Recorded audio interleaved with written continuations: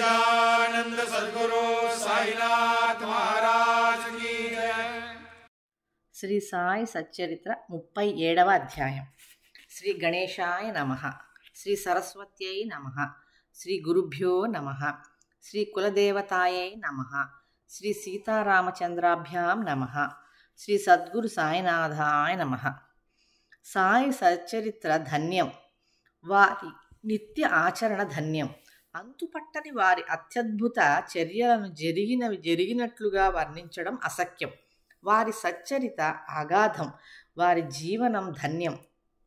అప్రతిహతమైన వారి అసిధారావ్రతం ధన్యం.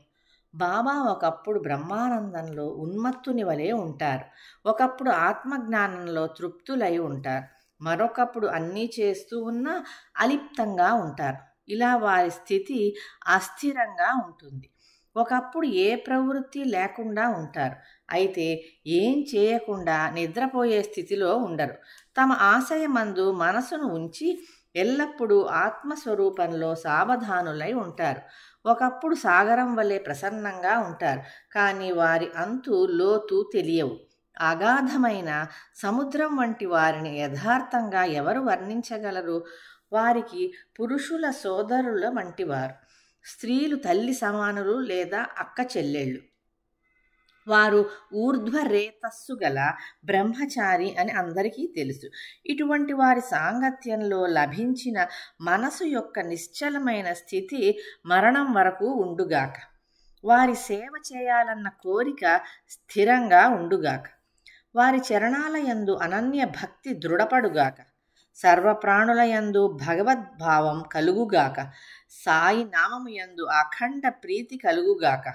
సాయి యొక్క ఒక్కొక్క చర్యకు కారణాన్ని శోధించాలని ప్రయత్నించిన వారు మనసు పనిచేయక వారు తటస్థంగా ఊరికే ఉండిపోతారు.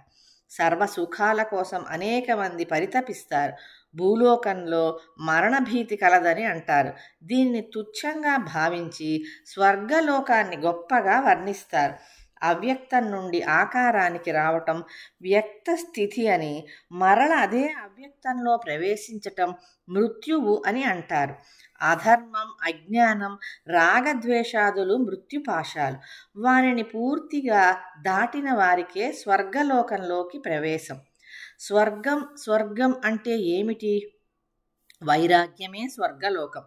విశ్వమంతా వ్యాపించిన పరమేశ్వరుడే ఆత్మ అని తెలుసుకోవటం, మానసిక దుఃఖాలేవి లేకపోవటం స్వర్గం. అక్కడ వ్యాధులు, బాధలు, చింతలు, దుఃఖాలు ఉండవు. అక్కడ ఆకలి దప్పులు ఉండవు. ఎవరూ వృద్ధాప్యంతో బాధపడరు. మృత్యుభయం లేకుండా, ఏ విధి నిషేధాలు లేక జీవులు అత్యంత నిర్భయంగా సంచరించటమే దివ్యమైన స్వర్గస్థితి. ఆ బ్రహ్మ స్థావరాలలోనూ స్థావర జంగమాలలోనూ సంపూర్ణంగా ఉన్న అదే తత్వం మృత్యువు తరువాత ఉంటుంది. అది ఎక్కడ మరియు పృథ్వీపైన భిన్నత్వం లేకుండా ఉంటుంది. అజ్ఞాన మోహంలో ఉన్న జీవుడు ప్రపంచ వ్యవహారాలను త్యజించినా అతనికి ఉపాధితో కూడి ఉన్న ఆత్మ బ్రహ్మ కానిది వలె భాసిస్తుంది. నేను జీవుణ్ణి, బ్రహ్మను కాను, నేను వేరు, పరబ్రహ్మ నాకంటే భిన్నుడు అన్న భేద జ్ఞానం ఉన్నవారెప్పుడూ మృత్యువు అధీనంలో ఉంటారు. జననం వెనుక మరణం, మరణం వెనుక మరలా జననం. ఈ జనన మరణాల చక్ర భ్రమణం వారి వెంటనే ఉంటుంది. దుష్కరమైన యజ్ఞ దాన తపస్సుల వలన లభించే స్వర్గం నారాయణుని చరణస్మరణ లేని స్వర్గలోకం ఎందుకు? కేవలం విషయ భోగాలకు స్థానమైన స్వర్గ భువనం మనకు అవసరం లేదు. గోవిందుని నామస్మరణ లేని చోటు మనకు ఎందుకు? స్వర్గలోకమైన లేక నరకలోకమైన విషయ సుఖాలలో ఏమీ భేదం లేదు. దేవేంద్రునికైనా గాడిదకైనా సుఖం ఒక్కటే. ఇంద్రుడు నందనవనంలో విహరిస్తే గాడిద పెంట కుప్పలో పోర్లాడుతుంది. అలా సుఖం ఒక్కటే, ఏ కాస్త భేదం లేకుండా సమానంగా ఉంటుంది. పుణ్యం క్షణమైపోగానే పడిపోయే స్వర్గం కోసం ఎందుకు ప్రయత్నించటం? అంతకంటే గొప్ప మహత్వం గల భూలోకంలో జన్మించటం మంచిది కదూ. కల్పం అంటే మానవులకు 432,20,00,000 సంవత్సరాలు పైగా ఆయువు ఉన్న బ్రహ్మలోకం యొక్క గొప్పదనం ఏముంది? అల్పాయువుతో ఒక్క క్షణం ఉన్న భూలోకం వంటి చోటు మరొకటి లేదు.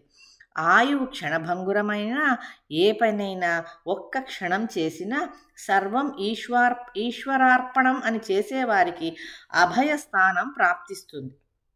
భగవద్భక్తులు లేని ప్రదేశం, గురువుల కథావర్ణన, హరి సంకీర్తన, సంగీత నృత్యాలు, దేవుని పూజ చేయని స్థానం ఎందుకు పనికి వస్తుంది?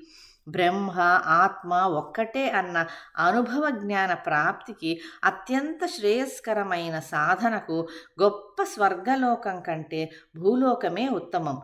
కాయ వాచ మనస పంచ ప్రాణాలను గురువునకు సమర్పించి నిశ్చయాత్మక బుద్ధిని కూడా ఆత్మలో లీనం చేసి అన్ని విధాల గురువు అధీనంలో ఉండాలి. ఈ విధంగా సద్గురువుకు శరణుజొచ్చితే భవభయం అనే మాట ఎందుకు ఉంటుంది? సకల దుఃఖాలను నివారించేవారుండగా ఇక ప్రాపంచిక కష్టాల గురించిన చింత ఎందుకు? అజ్ఞానం ఉన్న చోట భార్యాబిడ్డలు, పశుపక్షులు మొదలగు మాయా బంధనాలున్న చోట అహర్నిశలు ప్రపంచ చింతే ఉంటుంది. కానీ మంచి ఆలోచనలు అసలు రావు. ఈ అన్నిటికీ మూల కారణం అజ్ఞానం. ఇది అనేకత్వాన్ని, భ్రమను కలిగిస్తుంది. అందువలన ఆచార్యుల వద్ద సంస్కృతంలో ఉన్న వేద జ్ఞానాన్ని సంపాదించుకోవాలి. అజ్ఞానం తొలగిపోతే అనేకత్వ జ్ఞానం అణుమాత్రమైనా ఉండదు. ఈ ఏకత్వ జ్ఞానం కలిగిన వారికి జన్మ మరణాలు వదిలిపోతాయి. భేద దృష్టి ఏ కాస్త ఉన్నవారైనా జనన మరణాల కష్టాలలో పడతారు. ప్రళయం మరియు సృష్టి వారి వెనకే ఉంటాయి.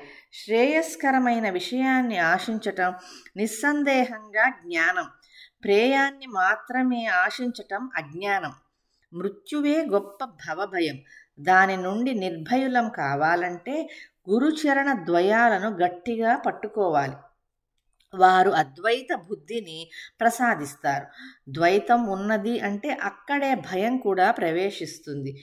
నిర్విశేష భేదరహితుడైన గురుచరణ సేవలో ఉన్నవారికి భయం ఏమాత్రం ఉండదు. గురువు నొసటన నిర్మలమైన ప్రేమచందనాన్ని అద్దండి. వారికి భక్తిభావమనే పీతాంబరాన్ని కట్టండి. వారు తమ భక్తులకు విశ్వంభరుని చూపిస్తారు. దృఢమైన శ్రద్ధ అనే సింహాసనాన్ని వారికి సమర్పించి అష్టభావాల ఆనందాశ్రుజాలతో అభిషేకం చేస్తే వారు వెంటనే ప్రసన్నులవుతారు. భక్తి మేకలను వారి నడుముకు కట్టి సర్వస్వాన్ని వారికి అర్పించి ప్రీతితో చివరి ఆరతిని ఇవ్వండి. ఏదైనా కార్యం నశించిపోయినా అది తన అస్తిత్వాన్ని కుండ యొక్క అస్తిత్వమైన మట్టి అసలు లేకుండా పోవడం జరగదు. రాతితో కుండను పగులగొడితే ఆ కుండ ఆకారం మాత్రమే పోతుంది. విరిగిన కుండ పెంకులతో కుండ ఆకారాన్ని మరలా పొందవచ్చు. కనుక ఏ కార్యం నశించిపోయినా అది తన అస్తిత్వాన్ని ఆశ్రయించే ఉంటుంది. ఇదే విధంగా ఎవరి మరణమైనా పర్యవసానం శూన్యత్వం కాదు. ఏ కార్యమైనా కారణం లేకుండా ఉండదు. అవ్యక్తం వ్యక్తమైనా అది ఎల్లప్పుడూ సత్యాన్ని ఆశ్రయించి ఉంటుంది. అనుభవం ద్వారా ఇది అందరికీ తెలిసినదే. సూక్ష్మత్వంలోని న్యూనాధికత్యతలు కూడా దీనినే తెలుపుతాయి. స్థూలమైన కార్యం నాశనమైన సూక్ష్మ కారణం మిగిలి ఉంటుంది. అది కూడా నశించిపోతే అంతకంటే సూక్ష్మమైనది మిగిలి ఉంటుంది.